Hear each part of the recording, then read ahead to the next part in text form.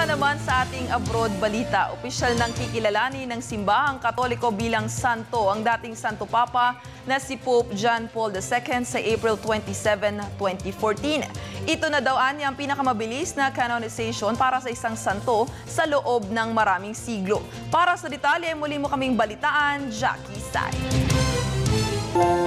Hihirangin na bilang isang santo ng Simbahang Katolika ang dating Santo Papang sina John Paul II at John 23 sa darating na ika-27 ng Abril 2014. Ito ang kauna-unahang beses na naitala ang pagka-canonize o pagkilala bilang santo ng dalawang Santo Papa sa loob ng iisang araw.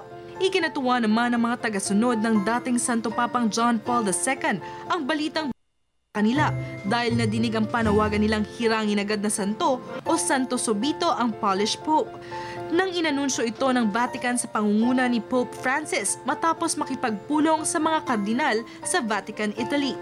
Ilan sa mga mirakulong naranasan ng mga nakatanggap ng grasya sa Santo Papa ay ang French nun na si Marie Simon Pierre na gumaling sa kanyang sakit na Parkinson's disease.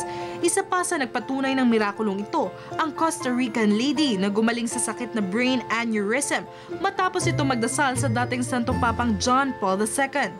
Maituturi ang canonization period ni dating Pope John Paul II bilang isa sa pinakamabilis na pagproproseso sa loob ng 100 taon, kung saan 8 taon pa lamang nakakalipas nang pumanaw ang dating Santo Papa at 6 na taon namang nakakaraang pa bago siya na-beatify o iproklama ng Simbahang Katolika bilang isang pinagpala. Kinilala rin ang Polish Pope bilang rockstar pontiff dahil sa dami ng tagasunod at dumadayo para lamang makasama at makita ang kanilang minamahal na Santo Papa.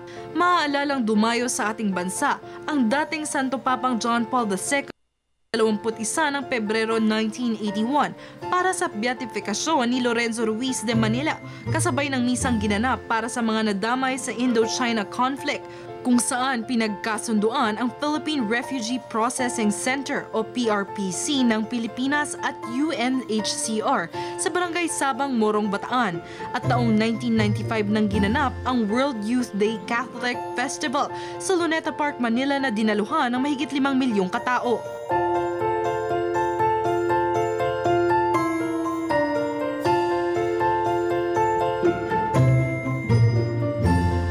Sa Telebisyon ng Bayan, Jackie Sai.